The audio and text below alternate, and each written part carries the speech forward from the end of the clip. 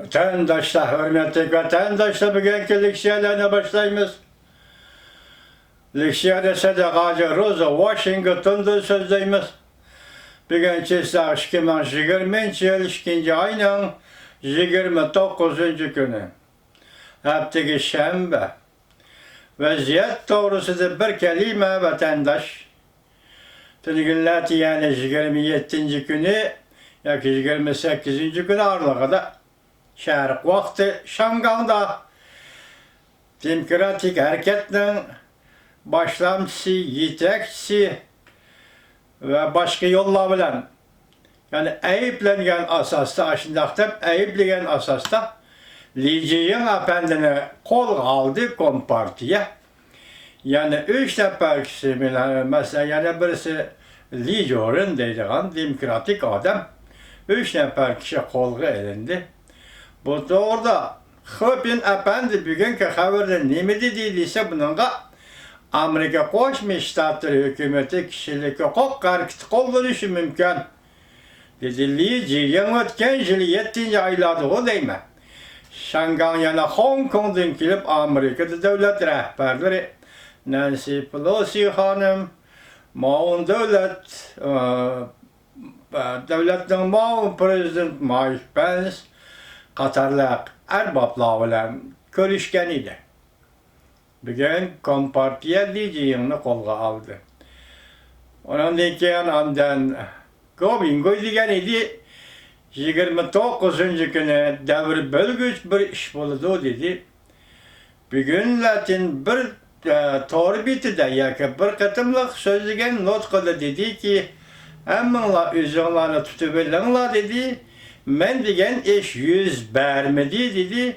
Şunu ben bu doğru söz diyelmeyim ben dedi. Lakin ikincisi de bu söz yaptı. Nimelerine sözü geldiğini en de içip anlamak için ben vatandaşlar onun nimeti geldiğini eti geçip tanışımız. Bugün sizlerle sözlerle kaldık size. Çünkü 5. ayda belki şirkette takılıp işsizlik dolkunu götürüldü mavzulu haber 2. ayının 28.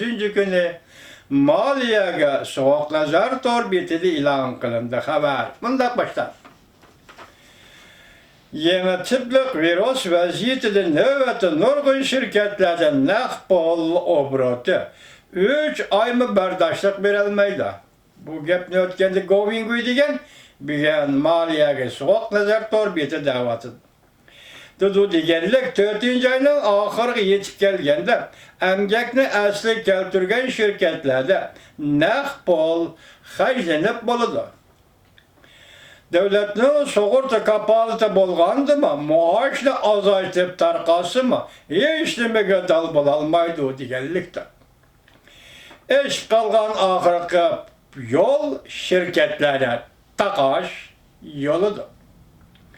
Şirketlerin meblağ serpiyatı üsüp gitti. 5 ay için cemaat baravallığı kapalite bolgandı mı? Zavutlarının icrasını zavutlarının icarısını ödegeliş, qarz elgan pulunun ösümünü bankaya qaytırış, işçilerin işe ve başka çıkım degendek aldığın şartla çoğum işçilerini, hizmetçilerini kıskartış gelip gelir. İşçileri kıskartmağında maaş ne kıskartış doğru gelir. Uşi şehirde kökertiş zavutu emgekte esliği keltürdü. Maaş tarkıtalmadı. İşçiler kollektif bulup maaş talep kıldı. Nurgun sakçılar nak meydan kilip tertip sakladı. İş toktağan işken aldığan maaş yok buluş meselesi bargan sere eğirlaştı.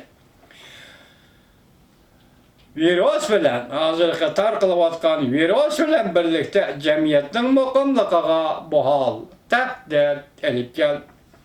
Bularını öldürüp solap koysan, işten çıkmaysan desen, bu kıyın iş emez.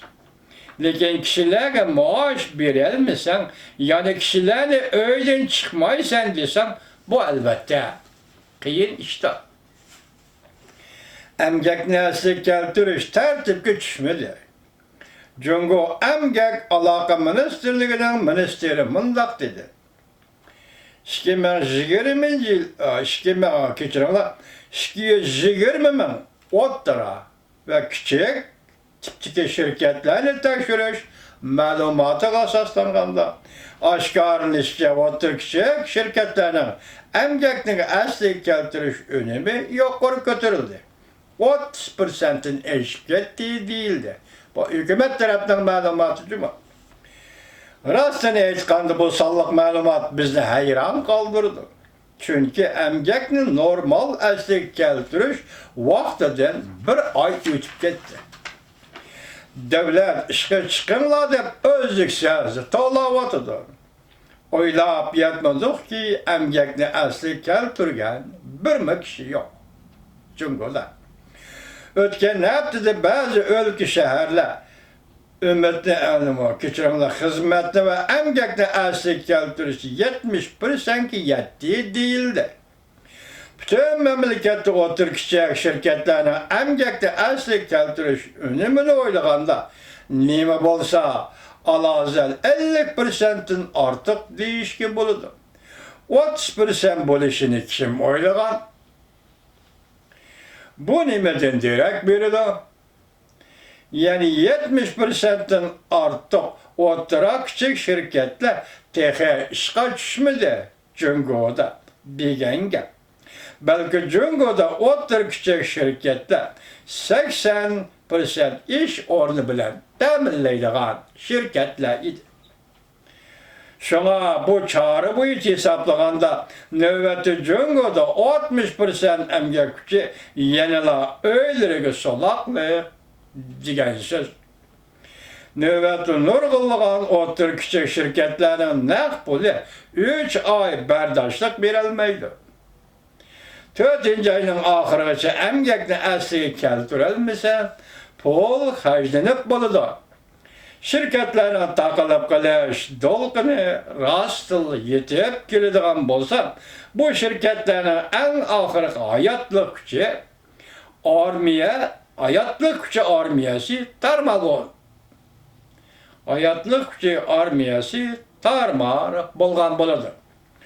Joş urap yetip kelgen işsizlar armiya ise juqumluq virus bilen qoşulup şehir ve nailani g'arq qiladi. İşçi hizmetçilerini qisqartish bu yıllardır Cungo'da sanoat sahası, amaliy gavdilik iqtisod sahası davamlı kasatlaştırgan ergeçme kesel bulup qalgan edi. Ötken bir neçe yıllık kasatçılıktan nurgan otur küçük şirketler takılıp ketdi. 2018 yılı bir yılda 5 milyon yürüyüşlük şirket takılıp ketdi. Qaltısı gepki ne vatandaş? İqtisad çekinip turgan bir mezgilde şirketlerin takılışı ciddiyleşiyor. Soda uruşu toxtab turabildi. Baş koyuş hazır eğirlaşkan sürü şirketler arkadan takıldı. Ma baş koyuş Cungo'nun iki kısmındaki üzerine baş koyuşu. Soda uruşunu arandıgılar tamamlığında 2020 yılının baharda yani bir afet yani virüs afeti yetip geldi. Hem de put direp turuşunun berdaşlık berişinin mümkünlüğü zada qançılık. İşçilerini qisqartish, maaşını qisqartish, quyruqni kesip, itip, özünü saqlab qilishning inkası değilse mi, ahirki netice nima? Özünü saqlab qilish. Bu hem yaxşılıqdan köp, köp bir iş bolup qaldı. Quyruğunu kesip itip, özünü saqlab qilish mesela, qisqartish işçilerini. Maaşını qisqartish. Şunu demekçe, hürmet tüketendir.